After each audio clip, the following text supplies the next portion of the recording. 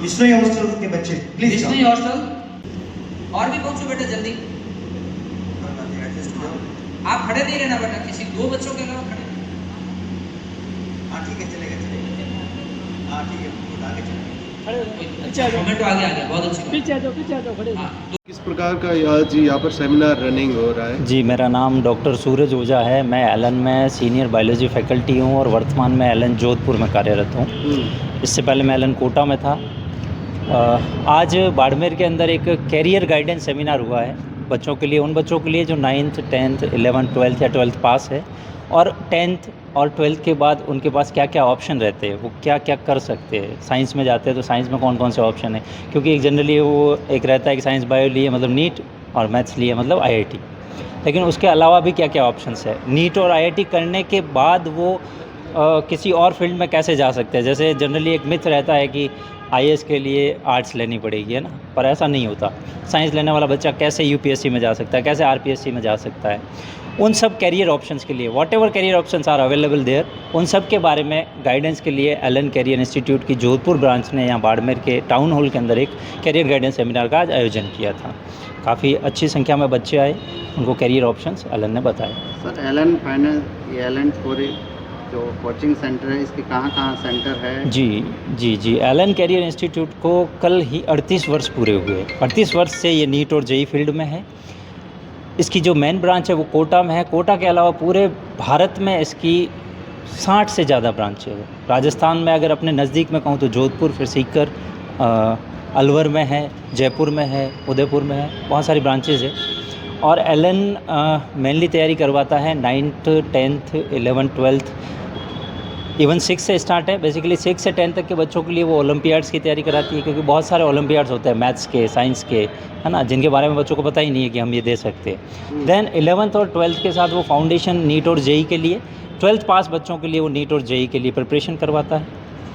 अच्छा, क्या इंटेंशन है, क्या आज गाइडेंस किया गया बच्चों को, किस तरीके से उनको रूट मैप बताया गया, क्या क्या? बेसिकली बच्चों को आज अवेयर किया गया कि जो बच्चे अपना कैरियर मेडिकल और इंजीनियरिंग फील्ड में बनाना चाहते हैं तो उनको सीधी सी बात है नीट में अपेयर होना पड़ेगा अगर मेडिकल में जाना है तो, और JEE में जाना है, इंजीनियरिंग में जाना है तो JEE में अपेयर होना पड़ेगा। तो क्या स्ट्रेटेजी रखे वो बच्चा कि नीट और JEE ईजीली हो, उसके लिए क्रैक करना ईजी हो, कैसे पढ़ना चाहिए उसको, क्या क्या सिलेबस रहते हैं, पेपर का पैटर्न क्या रहता है, उनको स्टडी आवर्स, सेल्फ स्टडी को कैसे मैनेज करना है, उन सब थॉट के रिगार्डिंग आज ये सेमिनार में एलन ने गाइडेंस दिया बच्चों को कि आप इस तरह से प्रिपरेशन करें कि आप अपने ड्रीम को अचीव करें। Thank you. अपने अधीक्षक सर के साथ इस समय एलन परिवार के साथ जो यूनिफॉर्म में है तो ठीक है, नहीं तो कोई भी साथ में रखिए। एलन के तमाम फैकल्टी मेंबर से रिक्वेस्ट है कि आप कृपया मंच पे आ जाएं, मेरी आवाज सुन रहे। जो भी एलन काउंटिंग की वो लिस्ट है हमारे पास, कोई आइडिया से बता सकता है?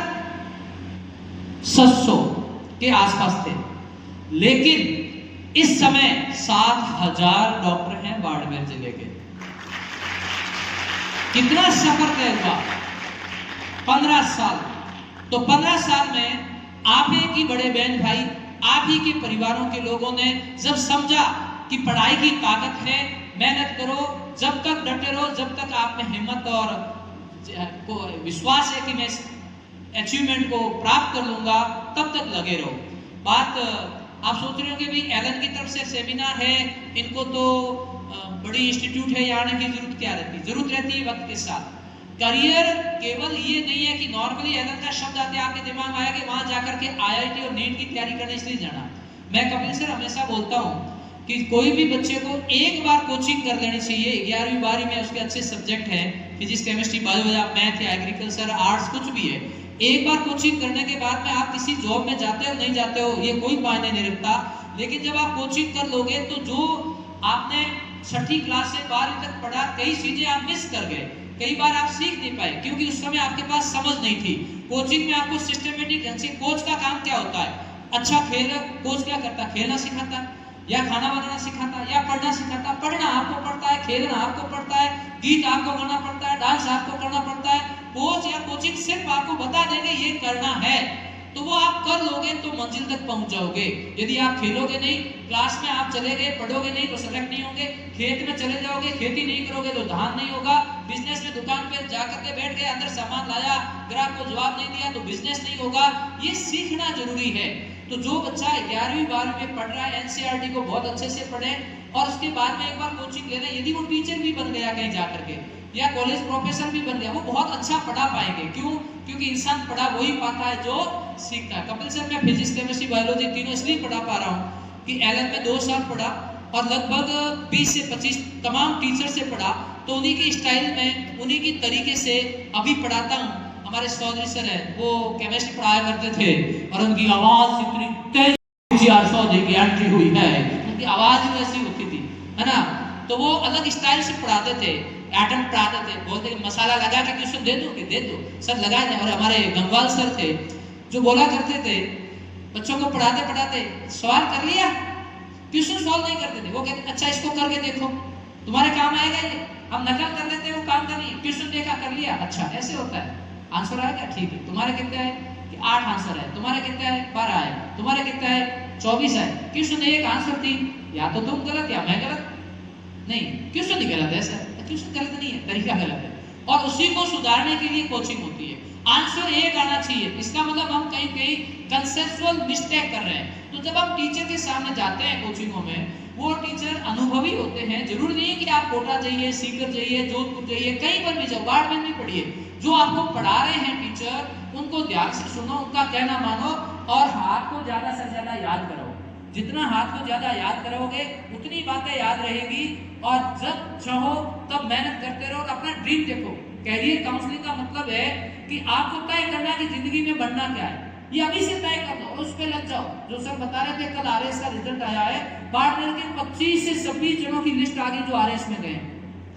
25 से 26 लोग। क्या ये एक दिन में हो गया? नहीं, ये पिछले 20 साल का अनवरत प्रयास है। किसका? उन स्टूडेंट का जो सेलेक्ट हुए हैं, उन पेरेंट्स का जो उनको पढ़ा रहे थे, उन इंस्टीट्यूट का जिन्होंने उनको पढ़ाया, चाहे पहली क्लास से लेकर कॉलेज तक। ये एक साझा प्रयास है और एजुकेशन के अलावा कुछ भी नहीं है। हमारी पहचान हमारी पढ़ाई है, तमाम समस्याओं का समाधान पढ़ाई है। और आप पढ़ाई कर दोगे बेटा, तो जो आपके मम्मी पापा सपने देख रहे हैं और आपको पढ़ाने भेजे हैं, वो सपने आपके पूरे होंगे। बाकी कोई ऑप्शन नहीं है जिससे अपन आगे बढ़ सकते हैं। अभी आप ख्वाब देखिए, ज्यादा टेंशन नहीं, टेंशन की पेंशन लेने, अपने जो टीचर्स कह रहे हैं उनका कहना मानो, जिस इंस्टीट्यूट में पढ़ रहे हो उसके प्रति विश्वास रखो, जिस हॉस्टल में या जिस घर में रह रहे हैं वहाँ एक बेटा बेटी बच्चे की तरह रहो, एक स्टूडेंट की तरह रहो, अच्छे नागरिक की तरह रहो। और हमेशा छोड़ते टाइम अपने मम्मी पापा को याद करो कि जिस उद्देश्य के लिए आपने भेजा है वो हम कर रहे हैं। और उठो तो वापिस मालिक का शुक्र करो कि आज मुझे एक नया दिन मिला है और मैं जीवन में कुछ नया सीखूंगा। अपने दोस्त से कंपटीशन मत करो, खुद से कंपटीशन करो कि कल से मैंने आज ज्यादा कितना सीखा है। कुछ बच्चे आपको हताश करेंगे, अब पढ़ के क्या नौकरी कर लेगा, बन जाएगा, आईएएस हो जाएगा, ये वो नहीं है बेटा। वो आपको दुनिया से अलग होना है तो आपको तय करना होगा कि मैं पढ़ा लिखा हूँ, पढ़े जैसे जग दिखूंगा। मेरे मम्मी पापा मुझे पढ़ा रहे हैं, भले ही वो मुझे नहीं देख रहे हैं, पूछ रहे हैं, लेकिन मैं इतना समझदार हूँ कि उनके विश्वास को कभी भी कम नहीं होने दूंगा, गिरने नहीं दूंगा, टूटने नहीं दूंगा। उनके सपनों को मैं पूरा करूंगा, लेकिन उन सपनों पूरा करने के लिए खुद को टेंशन में नहीं डालना है, प्रयास करना है। परसेंटेज बढ़ जाएंगे कोई मतलब नहीं है, 1 साल का हिसाब किताब है। कम बढ़ गए तो अगली बार ज्यादा बढ़ जाएंगे, ज्यादा बढ़ेंगे तो मेहनत करनी पड़ेगी, ठीक है ना। तो अपने जीवन को समझें, ये पड़ाव है।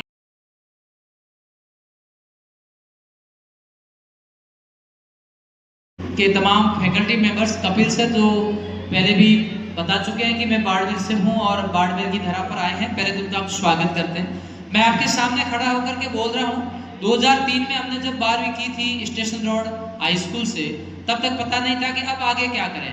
मेरे जैसे न जाने कितने ऐसे मिडिल क्लास फैमिली, किसान मजदूर, खेती या कुछ और काम करने वाले परिवारों के बच्चे अपने सपने लेकर के कोटा गए थे। और सर हमारे बैच के 18 बच्चे हम डॉक्टर हैं, वो सिर्फ एलन के कारण हैं।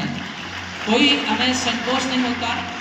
क्यों है? क्योंकि फीस कम थी। एलन में पढ़ाई के साथ साथ सबसे महत्वपूर्ण चीज थी वो संस्कार। वहाँ जाओगे तो एक बहुत जरूरी चीज हमने देखी कि बच्चों को क्यों पढ़ाया नहीं जाता है, वहाँ समझाया जाता है जीवन को कैसे जीना है। वहाँ सिखाया जाता है कि जीत तो आप दोगे, लेकिन जीतने के बाद आप इंसान बन के कैसे रहोगे। और आप हार भी जाओ तो वो हार नहीं है, क्योंकि आपने जो ज्ञान सीखा है वो कहीं न कहीं काम आएगा। कोई डॉक्टर बनेगा, कोई इंजीनियर बनेगा, कोई टीचर बनेगा, कोई प्रोफेसर बनेगा, कोई IAS बनेगा, लेकिन उससे भी महत्वपूर्ण बात है कि आप एक अच्छे इंसान बनना। ये बातें आज भी हमारे कानों में गूंजती है। जब 2003 में यहाँ से हम गए थे और पहली क्लास कुमाऊं सर की फिजिक्स की थी, और वहाँ पर दीपक वैष्णव और निर्मल दादिश राजस्थान टॉपर थे उस समय, और वो हमारे बैच में थे। मैं और सीताराम सांस्कृतिक और मैं बाड़मेर से था। 68% मेरे थे और सीताराम के 67 थे। 2 वो टॉपर थे, 2 हम पीछे से टॉपर थे। क्लास में हम चारों को खड़ा किया गया और कुमाऊं सर स्टाइल। तो सबसे पहले मैं आपका स्वागत करूंगा नहीं, क्योंकि एलन में एक परंपरा है कि स्वागत का स्टाइल 15 दिन बाद जब आपका टेस्ट होगा, टेस्ट में आपके नंबर कितने आते हैं, उस नंबर के आधार पर बड़ा बड़ा बोर्ड लगेगा जिसमें आपका फोटो आएगा। फोटो आप देखिए, आपके हाथ में एक डायरी है, उस पर हाँ ऐसे ही था हमारे पास में भी, देखिए उसमें फोटो लगे हुए, ये उनके हैं जिन्होंने करके बता दिया। चलिए मैं एग्जाम्पल दे देता हूँ। ये 4 बच्चे हैं, 2 टॉपर है, 2 उधर से टॉपर है। आप हंस रहे हैं? हंसने की जरूरत नहीं है। पूछा गया निर्मल दादी से कि तुम्हारा वेट कितना है। निर्मल दादी उसने 64 kg बताया। मैंने पूछा गया, मैं 48 kg था। दोनों के आंसर गलत थे।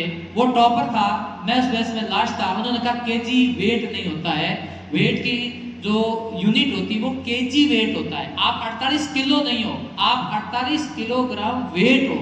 भार एक इकाई है, वो बल की है। तब पहली बार पता चला, अच्छा ऐसे पढ़ना होता है क्या। तो आप क्या बोलते हो और वास्तव में क्या है, यही कंपटीशन है। नीट हो, IIT हो, CUET का एग्जाम हो, IAS का हो, RAS का हो, जितने भी एग्जाम होंगे आपके जिंदगी में, उसमें जिस दिन आपने एग्जामिनर का माइंड पकड़ लिया, परीक्षा में आपको पूछने वाला आपसे चाहता क्या है, वो प्रश्न पूछा क्यों गया, बस यही कंपटीशन है। सिमनाराम जी ने बताया कि 74% वाला डॉक्टर बन गया। अपन तो 68 वाला ही मास्टर हूं मैं, डॉक्टर तो बन ही गया। फिजिक्स, केमिस्ट्री, बायोलॉजी 20 साल से पढ़ा रहा हूँ। और 50 विलेजर को जब शुरुआत की थी 2012 में, MBBS के फर्स्ट ईयर में थे। पिछली बार कपिल सर के साथ मैं डिस्कस कर रहा था कि ये वही बच्चे बैठे हैं, बाड़मेर के बच्चे हैं, सरकारी स्कूलों से आते हैं, और जब वो मेहनत पे उतर आते हैं तो क्या रिजल्ट दे देते हैं। हम लोग बाड़मेर के 2012 में मेडिको मीट कराई, डॉक्टर सुरेंद्र जी और साथ ही थे। फर्स्ट बाड़मेर की मेडिको मीट हुई थी बेटा 2012 में। उस समय आप अंदाज